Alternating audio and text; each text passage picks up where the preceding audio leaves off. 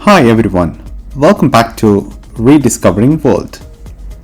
So I'm thrilled you are joining me today because we are taking a real-time journey from Hong Kong International Airport all the way to the one of the famous hotel Ramada in Kowloon, and I'm going to guide you through every step, every street, could be all those famous landmarks, and just make everything our ride unforgettable. So now we are just stepping out of the Hong Kong International Airport. As you can see, it's quite vast, modern, but somehow never overwhelming.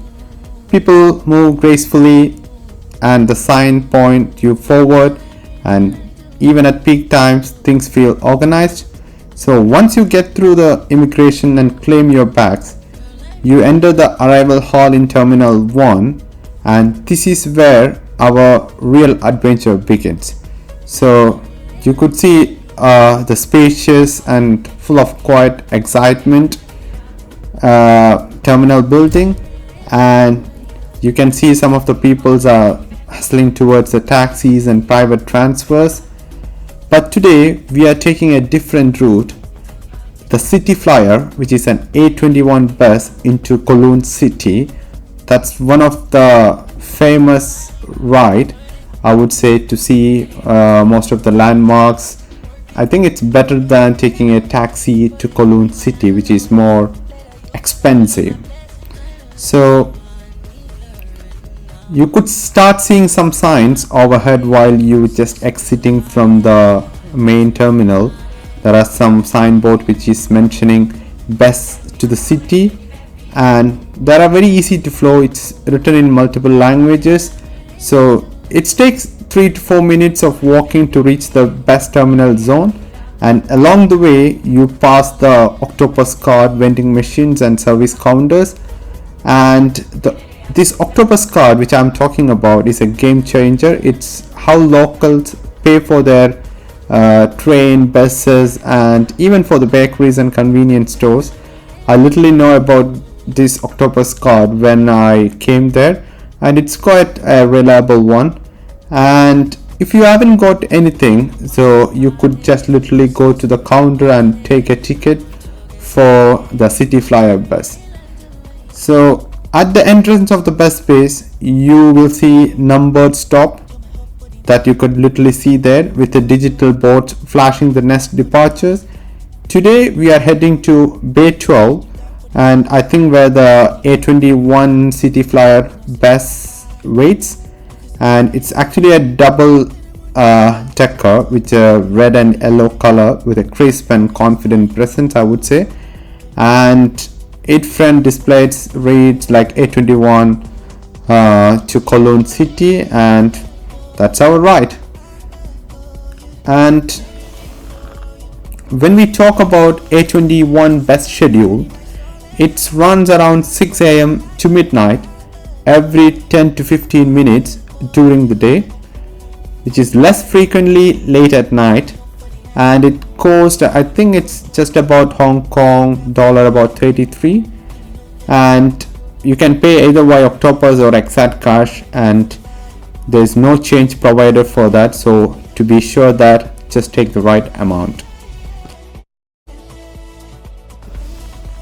Once you are inside the bus, you can board and you can just put your suitcases and all the baggages in the lower deck, and then climb the stairs and take a seat upstairs, which can give you a best views. And sitting behind the driver on the upper deck gives you a front row window seat on to the cityscape. Apparently we haven't got a front seat, they have been occupied by other fellow passengers, but we just got a one which is quite close to the front row. Now we are just leaving the terminal and merging into the airport access road and heading towards the Kowloon City.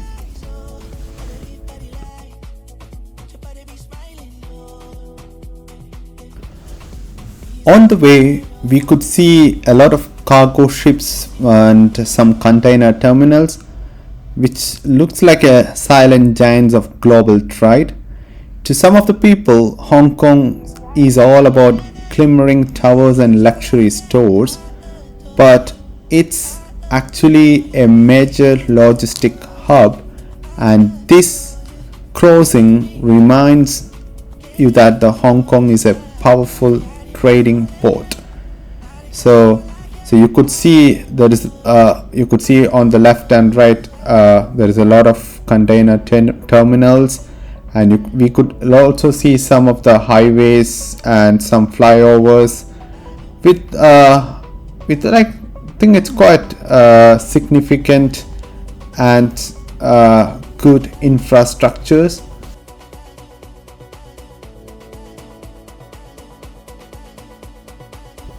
To be honest, when I look from here, we have to acknowledge that this Hong Kong is a high density and fast paced city where space is limited and people are always in a rush, and that mindset spills over into the airport environment. Especially everyone is trying to get in and out as quickly as possible, but even more than that, we are seeing the effects of infrastructures under strain, and Hong Kong airport was built to accommodate millions, but with the rise of ride sharing services like Uber, private car usage, and increasing number of flights and passengers, the ground transport area is simply gets overwhelmed. So now we are just on the expressway. You could see how good and well connected is the express route and everything. You got on the far end, you could see the high skyscrapers of Hong Kong, and now we are just going to hit that road and see, let's see what else we can see on the way. According to the Google map, we are now just heading towards the Tsing Ma Bridge, which is one of the longest suspension bridges in the world, and I would say especially while we are traveling on this flyovers, the views are especially very stunning, and it's a bit cloudy anyway, but we could literally see all around and just all these places stretching out towards the Lantano Island, and you could see all those big container ships in the harbor.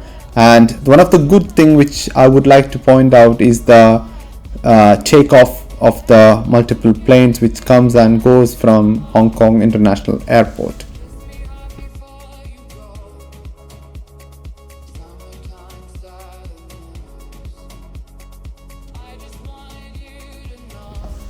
I think the name of this highway is the North Lantano Highway, And this is not an ordinary highway, to be honest. It's built right along the coast, and if you are seated upstairs, you could see, I think you can see the ocean glittering besides you, and there are like a lot of ferries drifting in the distance, and there are faint outline of some distant islands even. So you could see that literally in front. And this is the one which I said to you about the bridge. So this is the famous Tsing Ma Bridge. I think it's the right way we pronouncing it. I'm not pretty confident about the Chinese accent of how they pronounce each and everything, but I think it's correct. So now we are just traveling across that bridge, and you could see the skyscrapers, especially this is all our residential buildings. And now let's see what else we're gonna see on the way. It looks so beautiful and like eye-catching. That's what I can see. There are a lot of places being you could see some of the boats coming near to the coast, and there are some places where there are a bit like a forest areas, but it's nice, beautiful, I would say.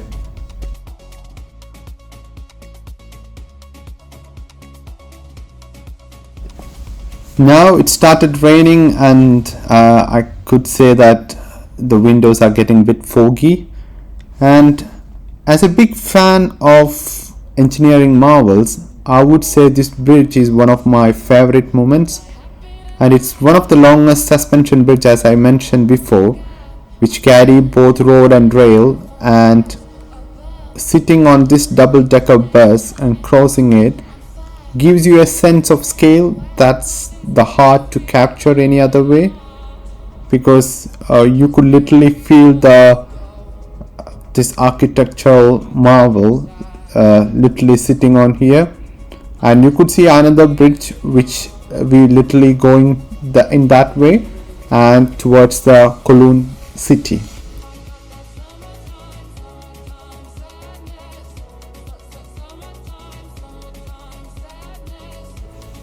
Meanwhile, I will just explain to you about the visa process for Indian passport holders. So, Indian passport holders don't need a full visa to visit Hong Kong as tourists, but you must do something called PAR, which is known as pre-arrival registration, before you fly.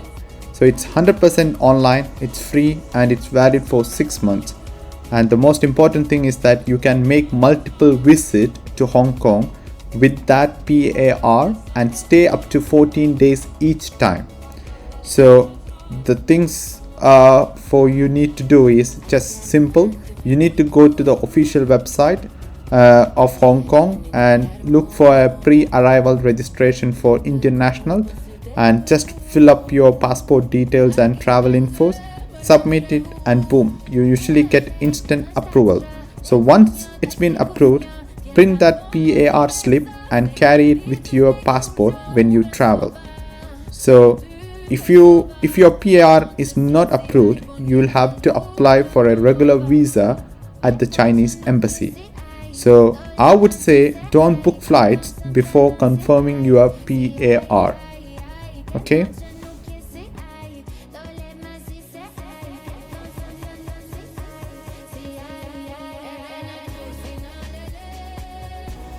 I think that's all about the visa process. I think that's one of the fastest visa which I got, and I think that's to Hong Kong. So as we get closer to Kowloon, the road gets busier and the building starts to look older. Not like the fancy glass tower near the airport. You see real local Hong Kong life here. So you could see a lot of small shops, laundries hanging outside windows, and people just doing their daily routine. And you can see a lot of buildings on the left and the right, and most of the signboards are in Chinese, but there are some places you could see English also. They often speak English, but their official language, I think it's Chinese. These areas feels alive but not too fast, and people seem calm. I think I can't see no much people around, but I think maybe due to rain and everything. I even saw some local markets on the way, and here this is the main part of the Kowloon city. You could see big shopping complex and a lot of shops, branded shops and everything. And literally I'm just too excited to get off from this bus and walk around the Kowloon city. And I also heard about the food which available in Hong Kong are quite amazing, especially the Thai foods. And I'll show you more when I get there. But for now, the bus ride is giving me the perfect first look at what Hong Kong really feels like, and not just the airport or the skyscrapers, but the real city where people live. So I will check back to all these places when I reach to my hotel and have a freshen up. So always just stay with me. It's going to be a huge travel vlog, especially covering most of the parts of Hong Kong.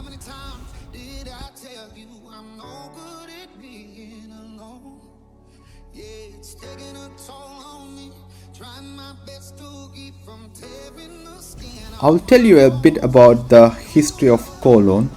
So, long time ago, this Kowloon city was a small Chinese military fort during the Qing dynasty, and it was used to watch over the area and defend the coast. But in 1898, the British took control of the new territories, most of the Hong Kong, for 99 years. But here is the twist: the fort in Kowloon City was not officially handed over to the British, and it stayed under Chinese control. It's kind of. So, you know what happened? So, neither side had full control of the area, and this area became a no man's land. And over time, more and more people moved in, and by the 1950s and 60s, Kowloon walled city had turned into a maze of buildings built on top of each other with no rules, no police, and no building permits. So it became the most densely populated place on earth. Imagine 30,000 to 40,000 people living in just 2.6 hectares, that's smaller than a football field. So the street inside were dark, narrow, and wet. People lived in small rooms, one above another, with pipes and wires and everywhere, but inside this chaos. Life went on. There were shops, noodle makers, dentists, even school. It was poor, but it was also full of community and survival. So there is still a place like that. In our future videos, I will be sharing that type of houses. You could literally see how difficult was the life at that time. So the Hong Kong government and Chinese government, both the government did not interfere much. That's why it became a self-run, like a little secret city inside Hong Kong. So it had a wild reputation. Yes, there were some crimes, illegal clinics and factories, but it wasn't not so bad. Most of the people were just working, trying to live normal lives. So, but in the 1990s, after long talks between Britain and China, the decision was made to clear the walled city. It was old, unsafe, and very unhealthy. And in 1993, it was demolished. And by 1995, I think the area was turned into a peaceful, beautiful place, Kowloon Walled City Park. Today, the park still keeps some of the original walls and gates from the Qing dynasty, and you could even walk around and see and take some pictures. And when you visit Kowloon City now, the shops, the street and the people, it might look normal, but under the surface there's a deep history of hardship, survival and change.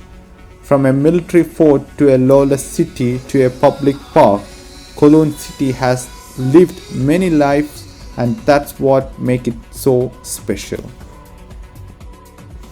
Alright guys, I hope you are not bored with the history of Kowloon. So we just got off the bus. This stop is quite near to the Ramada Hotel in Kowloon. and it's about 2 to 3 minutes walk from the stop. And I would say the area around the hotel is super busy with local shops, bakeries, and even we saw some halal restaurants everywhere. So you can feel that you are right in the heart of the city.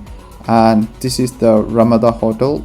It's quite a big hotel, but it's quite a comfortable mid-range hotel, not super fancy.